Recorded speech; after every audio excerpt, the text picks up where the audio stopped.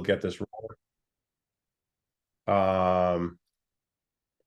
So yeah, all right, cool. So week 2, adaptability, right? So just to reiterate, Sal, Andrew, I know you guys know, but for those listening later on, I'm Jeff. I'm the owner and founder of Next Level Solutions, and we are going through over the next 8 weeks down to 7, the foundations of leadership. Last week, we covered communication, which we believe is one of the most important aspects and also the biggest pillar of our foundation of leadership course, which is we went pretty in depth, and it was also our longest. I think we had about 45 minutes of content, and the rest of these pillars kind of build off that. We don't see that it would seem that it'll be as long as that 45-minute intro to communication, but they all build off one another. So with this week, we're going to be going into adaptability. So let's get this started.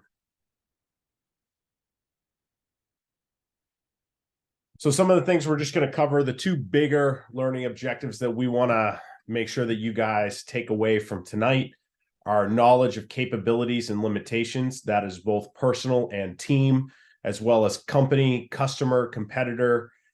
Really, it's all about a self-assessment and a proper market research, competitor analysis, whatever the circumstances is, but knowledge of capabilities and limitations is going to be key, and how to properly communicate that, as we covered in our last lesson, is also key. The next aspect to that we want to cover is proactive versus reactive leadership. Proactive obviously stems more towards having an answer before the problems necessarily arise, or have an anticipated solution. And a reactive leader is kind of, I'm sure that everyone's seen them, their hair's on fire. They're trying to play catch up, a little less control, a little less decisive, trying to figure out too much, waste a lot of time, little not as organized. So those are the key differences that we're going to be touching on as a part of our proactive versus reactive leadership. So adaptability overall. Managers who recently been appointed often face unique challenges and situations where they have no prior knowledge of how to handle them. Having the ability to be flexible and come up with quick ideas can assist you in overcoming those difficulties and discovering imaginative solutions. I think one of the biggest takeaways out of this, right, is it's pretty general, but it's also true. When you're not in a situation, sometimes it can be overwhelmed, or when you're in a situation for the first time, it can be overwhelming. And then when you have problems that arise in those situations, it can get very overwhelming fast, right? So this goes back to the preparation, and having your ability to, one, plan and be a proactive leader helps your ability to adapt. And as I mentioned, it allows you to come up with quick ideas. It allows you to understand the environment and come up with imaginative ideas, those unique solutions, those unconventional, the unconventional mindset that allows you to solve these types of problems, look at things in a different angle. Those are all huge aspects of adaptability that we're trying to make sure that is instilled in all you guys.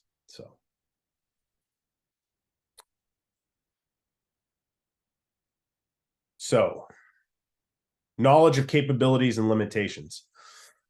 This goes back to that self-assessment, right? Self-assessment, team assessment, company assessment, product assessment, whatever it is. You have to understand your abilities and constraints to yourself and your team, and it can go beyond that to your competitors, to your own products, to your own company. What are you good at and what are you not, right? So make sure that you have, excuse me, I think Chris just entered. Make sure that you have a clear comprehension of what both your team is capable of and what they are unable to do, right? And most likely, having self-awareness of one's shortcomings can provide a person with a level of knowledge, insight, and confidence that some are not willing to possess out of fear of admitting imperfections. So the biggest thing I'm trying to say is this: don't claim you can do something if you know you can't do it. That sets you up with lack of integrity. It shows that you're willing to do anything, even though it's out of the scope and the best interest of yourself, not necessarily your customer. It's one thing to, potentially develop future solutions. And that's okay, working collaboratively with the customer to find a solution that fits perfectly for them. But to do something that is out of scope or something that you can't do puts you in a different light. And it also has that perception from that customer that puts you in that different light, knowing that you're now potentially unreliable and that you're skewing things only to, gain the business or put things in your favor. So be aware of that. It also allows those that you're speaking to, both your customers, your executives, your peers, having the ability to understand what you do well and what you don't do well is a form of comfort and confidence in your abilities, the knowledge, as we went back in your abilities, the knowledge of your abilities, excuse me, because you can speak intelligently to it and you can explain why you can do these things well, and what the gaps are. The next two sub bullets under that one sub bullet, this does not mean that you advertise your shortcomings, right? Like, don't run around and say, hey, these are the things I do good, these are the things I do bad. And the biggest takeaway out of that is sometimes when you advertise too much, or if you feel too comfortable advertising your shortcomings, sometimes it's a challenge for either executive committees, your manager, your customers, to look past the honest assessment, almost being too honest, and be like, well, this is actually what this guy can do for me. Instead, they always focus on, well, he said he can't do this and he can't do this, right? And it's nothing bad. It's just natural human behavior, right? You're for whatever reason, negativity speaks far too strongly or sticks too strongly, more so than positivity does. So I would just say communicate it as necessary, right? Like, communicate the things and understand what you can do well. And understand the gaps that you have and explain that, but don't over communicate, don't volunteer information, right? And I'll pause there. So Sal, Andrew, if you guys have any questions on that. Chris, do you have anything to add? Hey, everybody. Sorry about the tardiness. It was coming from another work meeting. Just to touch on that, Jeff, the only thing I'd add is that advertising your shortcomings, a lot of times you want to set your team up for success. And what that means is, unless the limitations or the success metrics were determined by someone else, if you as the leader have the opportunity to set the success metrics or talk about what a solution looks like for your team, make sure that it matches up with your capabilities. Because then you don't even have to touch on your shortcomings or what your team can't do. Unless the customer sets the success metrics and, hey, we're going to touch on something my team's not that great at. Okay, how do we augment that? And always have a ready-made solution, right? We're going to talk about it later.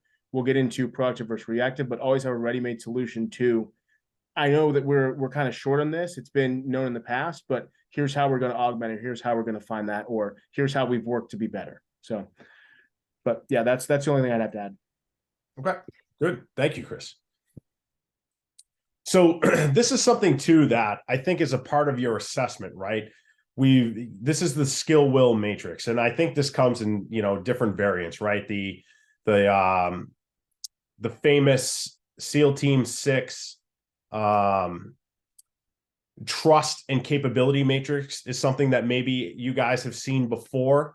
But with this, it's a great way to understand how to communicate, how to lead when you have different capabilities as well as different mentalities, if you will. And it's a great way to just create that self-assessment and that team assessment, more so the team, right? As a leader of the team, you can put some of your team members under you in these different blocks, right? Like high will, low skill, they're willing to do anything. You just need to guide them in the right direction. High skill, high will, you tell them to do something, you delegate a task to them, they're going to do it. No questions asked. High skill, low will, they have the ability to do it. You need to motivate them. You need to excite them, create that fire, create that passion. And then the low will, low skill, you need to direct them exactly what to do, and it's a little bit of hand holding in that regards. So, it's a way to assess some of the team members that you have, people underneath you. It's a simple way you can just kind of plug and play and get a broad strokes to how you feel your certain teammates and other people, fit in. So I want to pause here, and I want to ask you guys. I want to get some feedback from Sal, from Andrew, from Tyler. What does a proactive leader look like to you guys? So let's make this a little interactive right here. Yeah, I think for me, I think you kind of harped on it a couple times. Just being aware of your capabilities, aware of your where your core competencies lie, and kind of stick with that. I think is can be the hard part, but sticking true to what you guys stand by or what the company represents, and kind of leading from in front. Okay. Yeah, I totally agree. Sal, go ahead.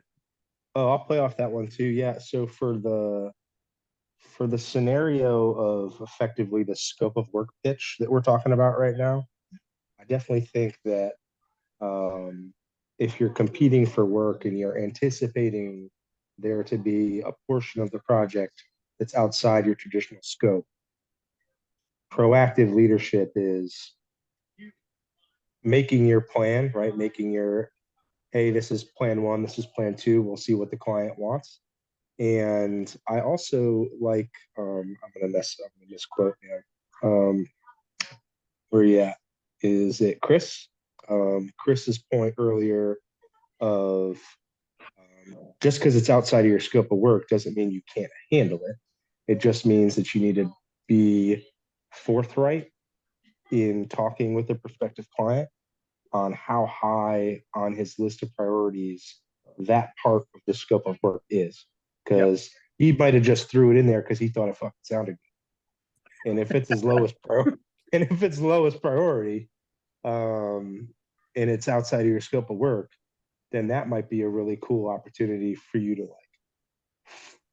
really take advantage and not have to subcontract it out or whatever it happens to be. Yeah, great point. Yep. Awesome, Sal. Thank you. Tyler? Yeah, I think if you're a proactive leader, you're also making sure the people underneath you are squared away. That if whatever the job is, going to meet a client, make sure that guy is prepared, representing you well. Not necessarily in a micromanaging way, making sure they're prepared, but make sure that they know what they're doing and that they're motivated and all those things that leaders are supposed to do. Setting them up for success, right? Like we talked about that a little bit in communication. We're going to hit it a little bit more in the future weeks, especially in team building, but you're 100% right. That's awesome feedback, all you guys. But, I think setting your team members up to success is a huge takeaway for being a proactive leader. Because it also shows your teammates that you're intimately involved in their success, right? Like you care to make sure that they represent themselves and have the best information. And to your point, Tyler, there's a little bit of a fine line you gotta watch there between micromanagement, over communication, and just good preparation. But with that being said, it shows that you're involved and you care about your people on your team. So great add-in for sure. So at this time, I'm gonna pass it off to Chris to hit proactive and reactive leaders. So I think great points were made about being a proactive leader. And one of the things that I think is a hallmark to, or a staple of an industry, right? If anyone has ever seen a show with Gordon Ramsay or any of those cooking shows, right? I'm going to bring this in. They always have do you do your prep work? And this may be different for how you do it in your industry, right? But prep work is always super important, because what do you do if something goes wrong? What do you do in a case that something comes up? We're going to get into specific traits of what a proactive leader is, but big thing is you don't have to get ready if you stay ready. That's a quote on the slide here. But what that really is speaking to is that if I've already planned my tools, materials, and expectations of what success looks like to my team, and then to the customer, I've planned that ahead. I know that if something goes wrong, I'm prepared for any scenario. I already have that. And how do we do that, right? Before we talk about being a proactive leader, the one thing we want to get into is how do I know if I am one? How do I know if I'm not? Right? So what are we going to do there? Let's do a little quick self-assessment. So let's go to the next slide here, Jeff. So if life is just passing you by and you always feel like you're underwater, putting out fires, you might be a reactive leader. You may just have a fast-paced, really quick sales cycle, or you may have a lot of projects going at you because you got a lot of not that much bandwidth, but a lot of things happening. But you might also be a reactive leader. So how do we assess that, right? So are you always putting out fires? Is your team always looking to you for answers because they don't know where to go, or they haven't been informed of what the next problem is, or they know that something's coming up, they can feel it, they just don't know what to do? Are you saying like, hey, can you take care of this for me, or I'll get you back next time, or hey guys, we just got to get this done this time? If you're using those common phrases a lot more than just once, if it's becoming common saying, hey, just do this for me one time, and it's the 7th or 8th time you said that, you might be a reactive leader. Because if you're not forward looking to things that are coming up, your team is always going to be getting shotgunned, right? And that makes the client, you're never going to produce a world-class product if you and your team are getting shotgunned, because you're always on the back foot. You're always trying to do the 70% of the information. You're always trying to get to that position, but you're always searching for information versus I have a plan, right? What we always used to say, and I'll open it up to kind of see if how you all feel about reactive leaders in a second. But what we always used to say is that we know that if you're at 100%, that's red line. You're going so hard. And a proactive leader always stays at 83 to 84% ready to go. And then that last 13% is flipping the switch. You can flip the switch when it's time. But if you go from here to here, it's way different than being here down all the way down here at 42%, being like, hey team, I need a favor. We got to get this done. We're going to have to stay late. I need you. This is due tomorrow, when you could have told them last week, right? And that huge flipping the switch, you don't know if you're going to perform. And that's when you run into tired people that you start killing their will, even if they are high will, high skill. You start reducing their capabilities and start moving in that.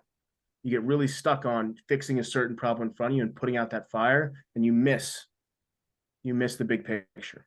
So I'm going to open it up here. Has anyone seen those kind of? Yep, exactly. If anyone didn't see the chat, that's the concept I'm talking about. So I don't know if anyone's seen these reactive leaders or this is something you run into, but does anyone have any questions about this? The one thing I'll add, and I think a lot of people don't realize, and when you're in a leadership position and you're not a proactive leader, it wears on you, but you hit it. And I just want to reiterate how important this is. It wears on your team.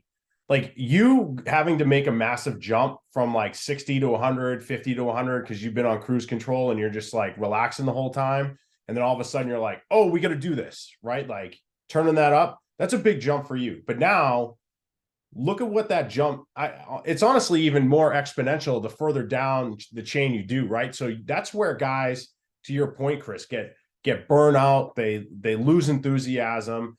They're overtired, overworked. They have no drive, like when you're so sick and tired of either like, putting out fires or you're not. And what ends up happening is the more often you have to make that bigger gap or close that bigger gap, fires don't get put out as fast. That means you're putting out, a lot of fires. It's taking longer to put out. There's more and more of them. And it's just a backlog now building up of stress and a lack of time, really. So I think that's a great point, because it's one thing to be a reactive leader because it does hit you, but no one forward thinks to understand the impact of what their team is. Everyone just goes in like, hey, we got to get it done. And to your point, a lot of tonality comes out of that, where it's like you're just dictating to your guys and they don't even know why they're doing it. They're just like, you're just like, shit, we got a deadline to hit. They didn't even know they had a deadline, and it's just, it feeds burnout, it feeds frustration, a lack of imagination, lack of creativity, lack of willingness to be a part of a team. It's very frustrating. Great input. So. Okay, so if we don't have anything for anyone, I'm going to go into some of the takeaways. So take that self-assessment. You don't have to talk about it now, but go through the self-assessment of, am I a reactive leader? Think on that, ruminate on your own, and then come back and kind of go to this thing. How do I get to here? How do I have premeditated responses for specific words or phrases, right? If I know that if I go into a situation, I know that if I hear XYZ from a customer, I'm going to have to do this, right? If they say, just imagine you're McDonald's, right? And someone says, I'd like the 2 for, okay, cool. I'm making 2 of something, right? That's my immediate action item of kitchen. We're going to be cooking 2 of something. So understanding your industry and for specific projects, what are those words and what do they correspond to for your team? So when you hear them, it reminds you of a level of effort that's going to be required for the upcoming task or upcoming customer event. Market research. So what this means is that you understand within your market, certain trends are happening. Right now in the tech industry, people are okay, there's layoffs happening. There's a lot of projects. People aren't spending as much money, or they are if they have a lot of money, and those projects are very robust, right? So understand your market trends, and that can really affect a situation you're walking into. If you know coming into this, like these people probably don't have that much budget, it's not going to be a surprise when they go, hey, look, we don't have that much budget. Saw that one coming, right? So that really, really will help you.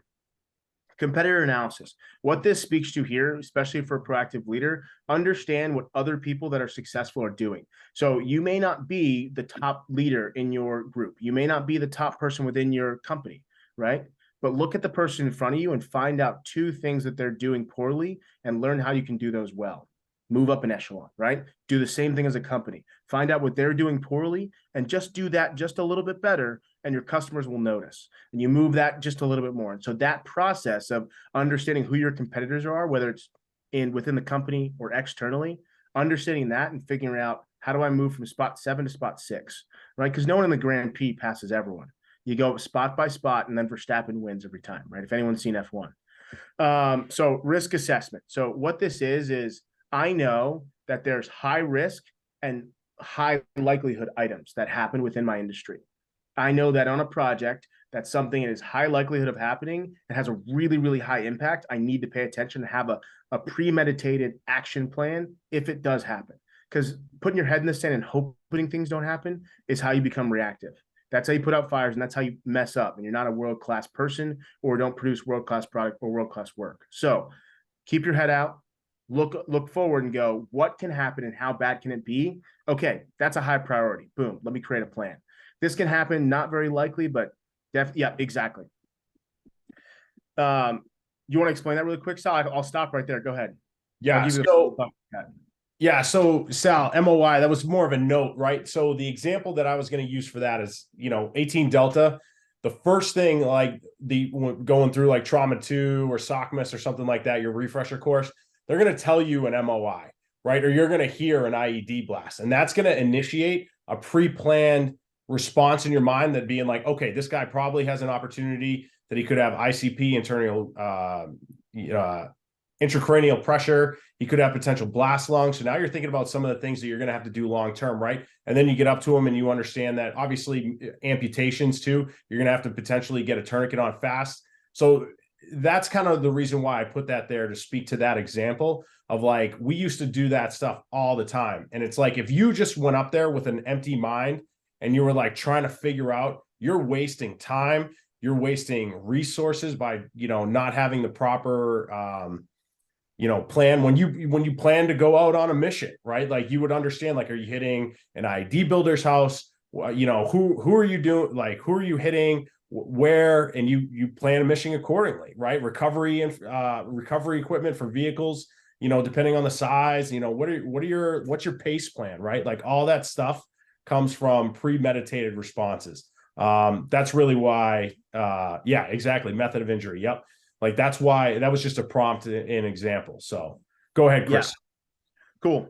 So with that, I know that more than likely, right, to just touch on your point, Jeff, like method of injury, risk assessment, right? If I go to someone and I know they've fallen out of a helicopter, or I used to do rescue swimming. So if I know someone has fallen out of the helicopter into the water, they're going to have a head or neck injury, right? And then if I show up and I go, that's a high likelihood it's happened. I show up and like, look at that, head or neck injury. It's like, course of action, I know that's an extremely negative thing. Probably like, I'm going to have to do this, right? So, and then risk mitigation. So this talks about you assess things, and now as the leader, you've created plans with your experts to know what tools, parts, materials, success metrics, things do I need to provide my team in advance to have on standby. So when these risk things do show up, I can go, boom, enact plan 2, here's all the stuff you need. And that's easy because I've already facilitated that with my team. We've already worked through, if this happens, let's go through the steps. Let's do a thought exercise. What do we do? What's the best way to do it? Hey, you're the expert in making this kind of coding and product. Like, what's your take on this? Oh, you don't want to do it this way? It's actually faster to do it this way. Let's take that. Your team feels ingrained in it. They know how to do it, and they know exactly what a success direction looks like. They'll never feel shotgunned if they become part of the planning process, because then they're going to go, I know what to do, because you've all planned together. So that's where that risk mitigation, pre-planning as a team and as your customer, like that's where the communication we talked about last class, that's where a lot of that comes in. We do touch on that in the advanced course, how to communicate through these situations as a proactive leader, what communication looks like. But these are the 5 takeaways. And so I'd look at this. How do you do these things in your situation? Thanks, Jeff. Yeah. And the only thing I'm going to add here, right? And if you tie that into, that can be tied into any level of organization that you're at, right? If you talk macro level, that can be, and you talked about the technology, right? Like one of the biggest things is part of your competitor analysis is understand like what's going to happen, down the road, new technologies, what can we do with that? It's almost like having an advanced R&D, to pre-plan, conceptual technology to get ahead of your competitors, right? So like companies invest in advanced R&D just to, almost like a mad scientist type thing to see what they can do with the upcoming technology to get ahead of the curve, get ahead of their competitors, right? If you're just waiting for the technology to develop and someone else do something and jump on board, you're already behind the 8 ball. There's no way you're going to get ahead of them, and it's like part of a coaching thing, right? Like Sal, and I know you're in the same boat here, so I can talk to you specifically on this, but like going to chat forums, going on Reddit, being like, what do entrepreneurs struggle with? What are corporate executives struggle with? And just looking at those common phrases, common terms, common problems, and then figuring out a way to devise and speak to it. Going on like Coursera and understanding what the up and coming technology or the importance is. Digital advertising wasn't a thing 20 years ago. Now it's the biggest thing there is. So those types of things that, we being proactive will keep you on the forefront of your industry, your market, your team, your leadership, whatever the scenario is, so there's different avenues to go down to make sure that where that risk mitigation and how it ties into everything too. So, all right. So decisiveness. So this is actually a tool or a takeaway. So Colin Powell uses this, right? Or he used this, and it was one of his famous quotes, right? So it's called the 40-70 rule, and it encourages decisiveness versus, waiting to find the perfect answer, right? And as well as making a stupid or an ignorant answer. And his rule of thumb is never make a decision with less than 40% of the necessary information. And the reason for that is, and doing anything or making a decision with less than 40%, you're enticing a ignorant decision or making a bad decision, right? But also don't wait for anything more than 70% of the needed information. Waiting for more than 70% is you're delaying a solution for a perfect situation or circumstances. And as we all know, a perfect situation or circumstance is never going to come, or very rarely does. Based on time is going to, you're going to be wasting time waiting for that 80, 90, 100% perfect solution to be there, when that could take, months, days, months, years to come down for that perfect situation, while someone else pulled the trigger and they figured it out along the way. That's really the thing that, and it goes back to, I think we need to speak to ourselves, and this is kind of going out of the box a little bit, right? But like, we're all successful former military or current entrepreneurs, sales executives, whatever we currently are, right? We're successful for a reason. We need to stop. And what this drives to is don't wait for the perfect situation. You're going to be able to figure it out. You've done it a million times before. We don't give ourselves as leaders and as exceptional, successful people enough credit. We very rarely give ourselves enough credit that will be able to figure out something evolving. And this helps drive that because we've already done it. We've already done stuff that's a lot harder. You can do things that are a lot harder and you don't even know it. You just need to put yourself in a situation. A lot of what that 80-90% that people wait to try to figure out, it's just so they feel a little bit more comfortable. How much is really going to change in that 10% between 70 and 80? Not that much, but a lot of time can be wasted. And you're going to put yourself behind the 8 ball. So for the guys on the call and for guys listening later on, like understand that if you're already in a position of leadership, someone put you there or you took the initiative to put yourself there in an entrepreneurial role. And it's because you have the confidence in yourself to do it. We'll do it again and be fast, active and proactive in making those types of decisions. It's going to keep you ahead of the curve. So don't ever wait for a perfect situation. It'll never come. It'll never come. Chris, I don't know if you have anything to add. Yeah, the only thing I have to add to that is that what this really speaks to, this decisiveness, is to use your experience as a proactive leader, all the information you've gathered and the pre-planned, the plans you've already created, to say, you know what, I'm just going to go in the right direction and I'll figure out the exact destination later. I know that I have to drive to LA next week and it takes about 2.5 hours. Am I going to wait till I know the exact traffic at the exact time? No. But I'm going to start driving because I know I need to go north. And do I know which direction? Am I going to take the toll road? Am I going to take the highway? Am I going to take the back roads? I don't know. Because that's the 80-90% that's going to get me the fastest, right? The fastest route. But I know I need to go north, right? So once you get above 60-ish% in that decision matrix of information, I know I need to go north. Boom. That's the direction I start moving because any step is a step forward. So at this point, we want to make sure that we're moving forward with all of our decisions. So once you get above 40%, you start to know that you get moving forward. Yeah, minimum viable product. Exactly. Right. I know that you're probably going to need something that looks like this. And I know that my experience can get me the rest of the way until I have the exact direct answer specifics you need. Exactly. Great point there, Sal. Yeah. MVP solution. Outstanding. Great add-in. All right. So with that being said, that is the last slide that we wanted to cover with you guys. So right now we kind of do an open forum as well as hot seat coaching. So any thoughts, questions, stuff you want to add? The other thing is right now is any actual issues that you are running into in your own business, your own personal life that you feel like you would like to, ask, Chris or I in this forum, if you're comfortable about it, or even anyone else, potentially other guys will have different perspectives to help you. But this is kind of like a free, forum for some hot seat coaching, problem solving, however you want to call it, or just conversation. So, feel free. Forums open right now.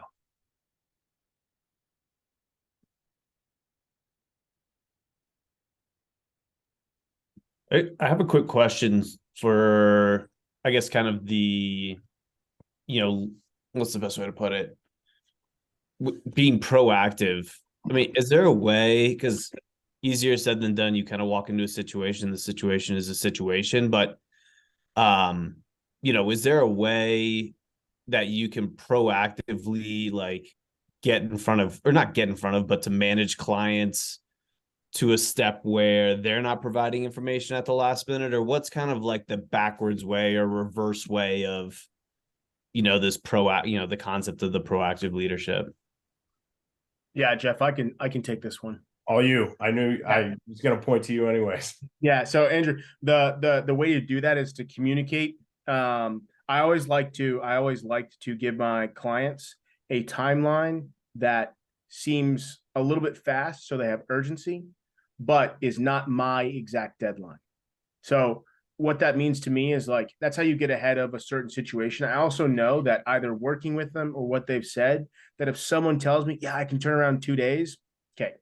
In the military, maybe, potentially, right? But in the regular business world, it probably means 3 to 5 business days, right? So understanding those kind of things to know that if someone tells me this, it's probably going to be this. I'll be prepared for this, but I expect it to be 5 days from now. And then you're not surprised when they don't email you back for 5 days. Hey, something came up and whatever. It's like, look, I was expecting that, right? So And then that moves down the line. I never tell anyone that is dependent upon me or I owe answers to a deadline that doesn't take that buffer of my client's capability or incapability into account. So if I tell someone, yeah, I can get it to you in 7 days, I account for the 5 days it's going to take for them, and then the 2 days of hard work I'm going to have to do if it takes them 5 days. That's kind of the proactiveness to work with clients.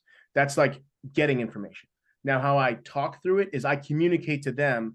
I give them specific expectations. I ask for realistic deadlines and I hold them to it. When they provide you a deadline, and this is what we talked about last time, but we get a lot into this in advance. But when they provide you a deadline, you say, cool, you provide that deadline, I'm going to hold you to it. So now if they do go those 2 days over, I expected the buffer, but you're accountable. And I know I can go back and make them accountable to a deadline that I know I'm dependent to get something to someone else for. So that's my method of being proactive with a customer or with a client. Yeah, the only thing I'll add here, I mean, what Chris touched on, I think it's setting clear expectations, right? And the one thing I'll tell you, Andrew, is, don't be afraid to follow up. That doesn't mean, and there's a line between following up and nagging them for sure. But I would say, like, say someone's like, hey, I can get you, this PowerPoint before our, executive meeting in 1 month. In 6 weeks, I'll get it to you in a month, right? Okay, cool. Well, maybe you have weekly check-ins with that person just to make sure they're on track, nothing slips. There's constant communication. There's an expectation for that customer or client or team member that you will be following up with them and you expect updates on a weekly basis. What I wouldn't do is wait until, the 30th or the 29th out of the 30th day to be like, hey, where's the presentation? Even though that's something that they set. I would, and part of what Chris says, that follow-up keeps them accountable to their own timeline. And then if something happens, you catch it on week 2 or week 3 instead of week 4 or the last day, so I would just say proper follow-up, I think is, is probably another key takeaway from that. Totally. Yeah, that's perfect. Thank you very much for that.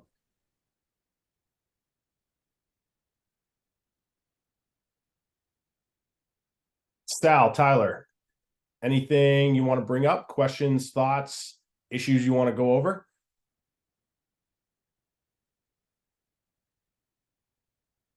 Okay. I'm not prepared at this time. All good, Tyler. What'd you say, Sal? I was going to say, I wasn't here last week, but sounds like adaptability and communication are there's clearly a lot of ham and egg between the two. And as you guys were talking through the last example, I think one of the things that came to mind for me was the military's use of what we call an in-progress review, or an IPR, which is that, whatever it is, bi-weekly progress check-in. And that is your opportunity to work with whoever you've, asked to do work on the project for you, and further clarify the caliber of work that you needed done. Because depending on the industry, if people are over formatting or making it look pretty without having any content in there that actually drives the ball forward, like that's your opportunity to be internally or inwardly adaptable. Be like, you know what, I said that wrong the first time, let me say it in a different way. And that's the one that I always find adds the most benefit for me is when I ask somebody how they're doing and they tell me why they're stuck or where they're stuck, and I'm like, oh, that's too much, I only need this. And it normally gets the ball moving a lot faster and lowers the relative level of stress in the room. Agreed. That kind of brought something up for me that I think, Andrew, I just want to touch on as well. And Sal, this is something that I want to bring this up because you brought it to mind for me. If you communicate to your team that it's okay to bring up or to communicate to you issues or stoppages or things that come up that affect them getting something done on time, that you're not going to fry them for showing up and telling you something's wrong. I think that also really is part of you being a proactive leader, knowing that you have to give your team space to tell you things that are wrong or that happen. And that goes to the client as well. Like, hey, it's okay to bring up if something happens. I just need to know. I'd rather, and my dad always put it this way, and I bring this up because I got in a lot of trouble at school, right? So he brought it up this way, and was, if you tell me first, I can help you solve it. I just need to know before it's due. So, hey, Dad, this is due tomorrow morning. I need your help. Or, hey, like, boss, like, this is going to happen, and I want you to know prior to, right? Because it's always it's a heads up versus an after the fact, or, oh, did you know? Or, oh, by the way. So a heads up or prior to is never an emergency. It's always, okay, we'll just work on it. We'll solve it, versus, yeah, I didn't get this done. Then you're asking for a favor. The teacher never gives you an extension and never lets you turn it in late when you ask for an extension. But you tell them prior to, they're like, yeah, I got you. So that is something I've always dealt with. So, yeah. Awesome. And to your point, Sal, I put this on our LinkedIn as a part of the Foundations of Leadership, but you're absolutely right. So the diagram, and I'll probably start posting it now in the ongoing slides just to bring it back. But the diagram was, communication was in the middle pillar, and it was the largest one. And around them was the other pillars, equally as important, but everything ties to that center point of communication. And essentially there's lines that point, to each individual pillar back and forth to communication. So you're 100% right. And that's why we viewed communication as the most important aspect. And that's why we spent 45 minutes talking about it, while we spent 20 on 20 to 30 on this. It is by far the most important pillar, because if you can't communicate, yes, everyone loves visual aids. I will make a note that is an action to add that in here. But yeah, that's exactly right, for sure. Badass, man. I love it. Awesome. Appreciate the feedback, for sure. Cool. So is there anything else that you guys want to talk about? Any thoughts, questions, concerns? Good. Awesome. Well, hey, thank you all, everyone, for coming. We really appreciate it. We'll be here same time, same place next week. Next week, we have team building or team formation. So how to build and develop and form the best team that you possibly can, both inheriting and from an organic perspective. So same time, same place next week. Feel free, if anything comes up during the week, shoot a message out to me. Happy to help. Yes. And if anyone needs access to the videos afterhand, just shoot a message to me. I can get you guys the links. No questions asked, no problems. So thank you very much. Appreciate you guys. Great content. Thanks, Sal. Thanks, guys. Thank you. Thanks, guys. It was good. See everyone. Have a great evening. Later, guys.